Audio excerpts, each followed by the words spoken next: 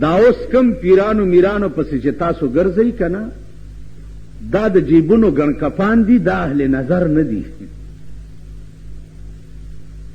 کم پیر چې شکرانه واغسته او دوا یې درته وکړه نو خدای دې کور دا پلارم وران که دا دوا به پتا لګي څنګه. تاسو پوهېږئ په خبره؟ دعا هغه لګي چې بې لالچه درته څوک وکړي، بې تمې درته څوک وکړي. کومه دوا چې په پیسو وشوه هغه دوا نه لګي. نن اهل نظر نشتا، اهل نظر پیدا کړي، بیا تماشا کوا چې ستا د ژوند نظام څه دی او ستا ژوند کې کم قسم انقلاب راځي. زما عزیزانو، اهل نظر بزرگان او اولیاء الله چې دي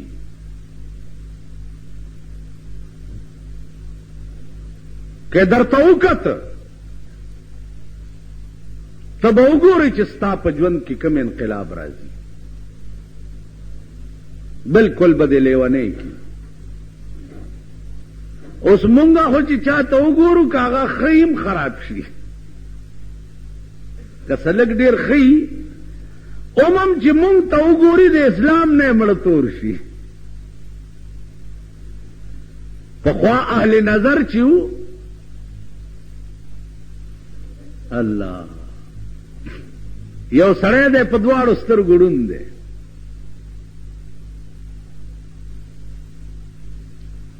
او دی کافر، د دنیا علاجونه یې وکړه نه جوړېد. ښځې خیال وکړو چې راشه دا محمد صلی الله علیه وسلم ډېر لوی سړی دی، د ده څه دوایي په دې سترګو کې دې میړه ته واچوه. حضور په لاره روان دی، خو چې قدم مبارک یې کېښو د ښځې د قدم لاندې نه خاوره راواغسته او په پوړی کې راوړه. میړه ته یې وویل چې یو نوی قسم دوایي مې درته راوړه. سلایي راواغستو، یو سترګه کې ورته واچوله، په بله سترګه کې واچوله، خو چې سلایانې ترې لرې کړه چې ګوري یو یو سترګه یې دومره دومره. ښځې ته وایي دا څنګه دارو، زما خو سترګې جکې جوړې او بینا شو. ښځې ورته ویل دا د هغه چا د خپو خاوره ده چې چاته ته شپه ورځ کنځل کوي.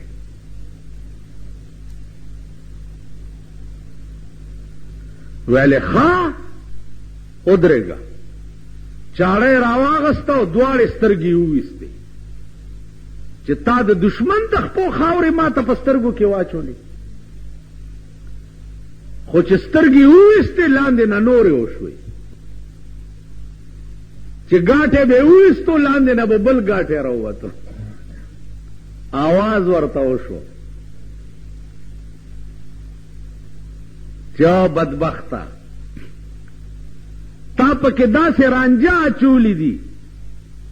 که تر قیامته پورې ته دا خپلې سترګې وباسې نو نورې به کېږي.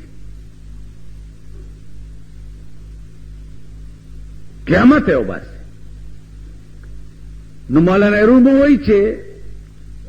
خاک طیبا از دو عالم بہتر است،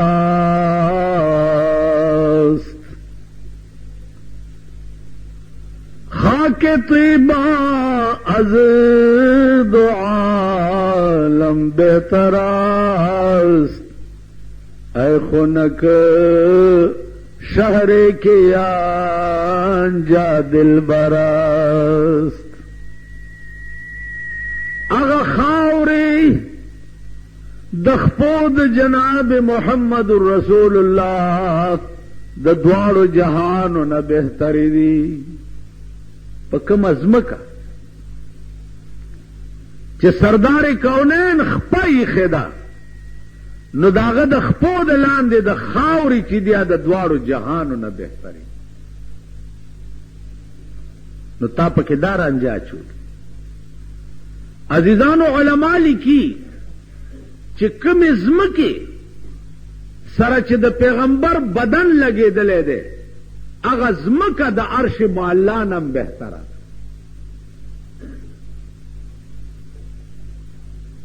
هغه ازمکه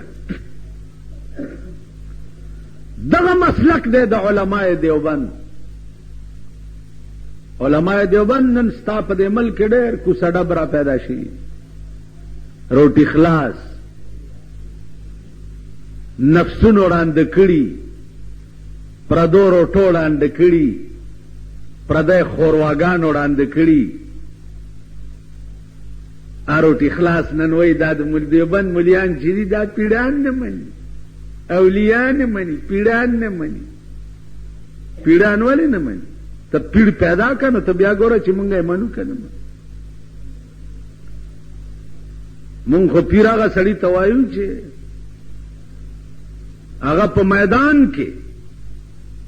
ظالم او جابر بادشاہ ته حق ویلو والای ته دې خبره پوهیږي پیغمبر فرمایلی دی افضل الجهاد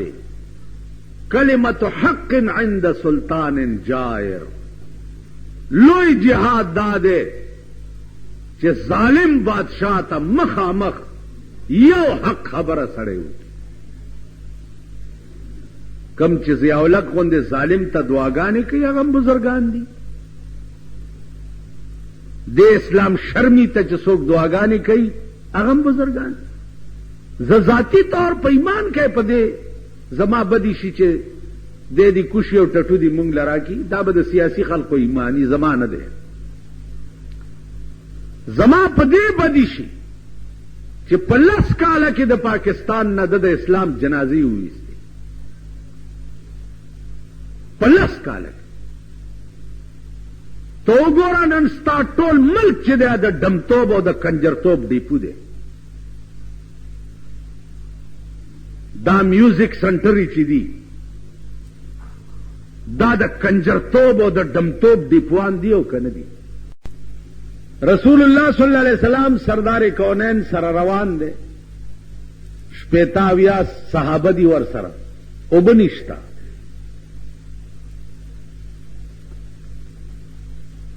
چې اوبه نشته نو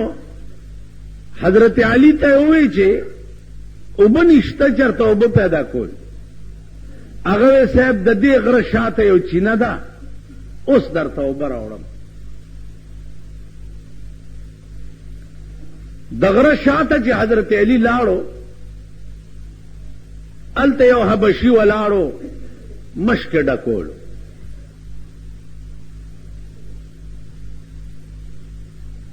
چې مشک ډکولو نو حضرت علی ورته وایي چې پس بدو گفتند میں خانن ترا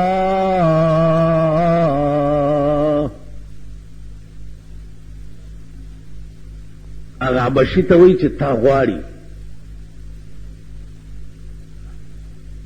هغه ورته ویل څوک نو دی بیا ورته وایي چې پس بدو گفتند میں خانن ترا ای طرف فخر البشر خیر الورا اغا فخر البشر او د ټول کائنات سردار چې دی هغه دی غواړي او دا مشک لک پکار دی او بال توړم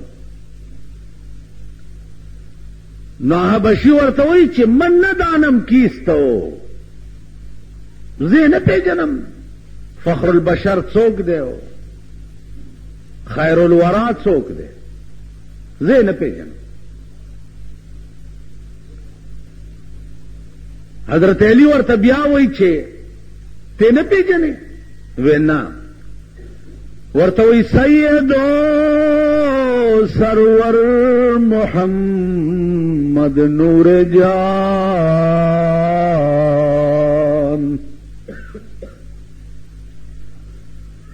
سیدو سرور محمد نور جان بہترو مہتر شفیع مجرمان. هغه هستی دی غواړي حبشي زه مشکم نه در کوم او زمم نه بس حضرت رضی د گریوان نه ونیول دا مشک به مم توړې او زیبم سره د مشک حبشي راوستو د حضور مجلس ته چرای وستو چې دا ولی ویجی ما د تاوي چې تلګ رازا غواړي دې د نه راتلو بیا مې ورته دام وی چې سیدو سرور محمد نور جان بہترو مہتر شفیع مجرمان. بیام نه راتلو نو په زور مې راوست. حضور صلی الله علیه وسلم ورته فرمایل هغه بشی ته اجازه ته دا وبلګي مونږ ولګ ول جو لګوي د مشک په خله داسې ګوتې کې خوې هغه وبد دي ګوتو په دې ګورتونو کې را به دې ټول صحابه اومس کله او د سونه په وکړه خو چې مشک داسې کو نه مشک مغه سره ډاکو. حبشي چې وکته حیران شو چې دا دومره دنیا په او د سمو کو ویمس کلی او مشک مغه سره ډاک دا دې حضرت علی چې څه وې دا رښتیا وې نو حضور ته فرمایل چې زه مسلمانېږم. حضور فرمایل چې ډېره ښه ده ووایه چې لا اله الا الله محمد رسول. چې مسلمان شو نو حبش چې ده په دنیا کې د دینه تور خلق نور نشته ډېر تور دي. چې مسلمان شنه حضور علیہ السلام ورته فرمایل چې دی خوراش چراغ نو هغه بشي سینې ته غاړې است او د خپل عبا مبارکه چې و د ابتدا سي ورواچول ډېر ساتي سینې سره لګولیو او چې عبا ته لری کړه هغه حبشي فطری پیدا تور ا د سور لسم سپوږمۍ په شان چمکېده. د هندستان یو بزرگ دی هغه ولی باندې چمکېده ولی هغه یو دوه شعر ورپسې بیا ویلي دي چې بے رنگیانو بے ढंगियानु बे रंगियानु बे ढंगियानु हिक नाल नजर दे रंग जाना जड़ रात सोना लंग जाना पा सीना और नजर बवली सड़े द स्पोगमय पशान न चमकियावीगी कम हस्ती च दासी वी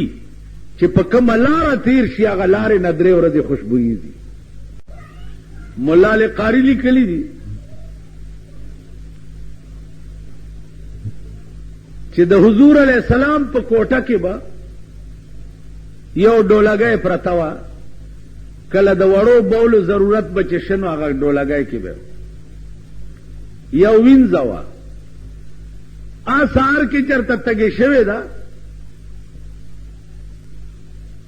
نو چې تلې دا ډولګۍ کې اوبه پرتی دي نو هغه اسکلی چې اسکلی دي حضور ورته فرمایله وینځه ته چې ډولګۍ کې څه اوبه دي هغه بار توی کا وې صاحب هغه خو ما اوس کلی زه تږی وم حضور ورته وې چې د خدای بندې پوښتنه نه کوي او غلط کار دی دا دې څوک علما لیکي مولا قاری چې د هغه وینځې د اوو پښتو نه به بیا د خولې نه د مشک او د عنبرو خوشبويي راتله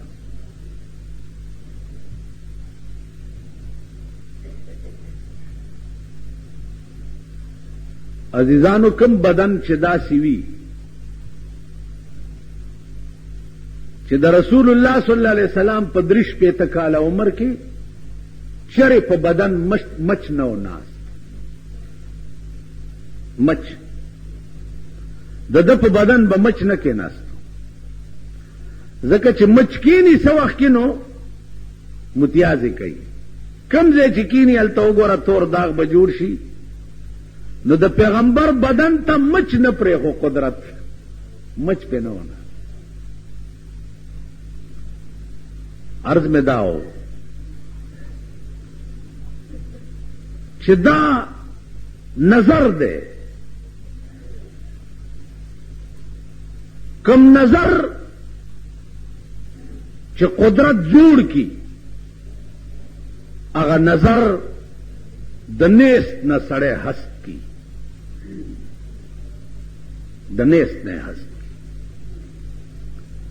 پلیت او مردار وي خو چې هغه نظر پې پریوزي هغه نظر بیا د سړی نه ولی او بزرگ د زمانې جوړ کی خو دې دپاره اهل نظر خلق پکار اهل نظر